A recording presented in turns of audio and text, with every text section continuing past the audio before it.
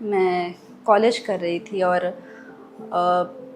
उस समय पत्रिकाएं, साहित्यिक पत्रिकाएं बहुत मुश्किल होती थी मिलना, और छोटे शहरों में तो खासकर। आसनसोल मेरा कॉलेज होता था। तो 2006 की बात होगी। उस समय मुझे अनायास ना कादम्बिनी मिली थी। कादम्बिनी मेरे अनुभव में थी, लेकिन पहले उस तरह किसी पत्रिका को मैंने नहीं देखा था। शायद मेरी समझ भी वैसी नहीं थी। उसमें मैंने कुछ पत्रिकाओं के नाम देखे कि ये स्तरीय पत्रिकाएं हैं। उनमें हंस भी थी।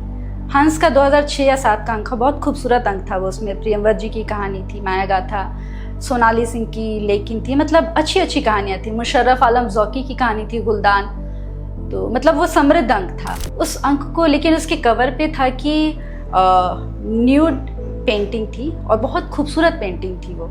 लेकिन मेरे लिए वो एक विस्फोट की तरह था। एक मध्यवर्गीय लड़की जो कॉलेज जा रही है अभी, उसे उस पत्रिका को छिपा के रखना है ना। तो उसे मैंने फोल्ड किया था और मैं लेकर आई थी हमारे प्रोफेसर के सामने। उन्होंने कहा क्या फोल्ड किया हुआ है तुमने? और उन्हें समझ में आ गया शायद कि वो पत्रिका ही है।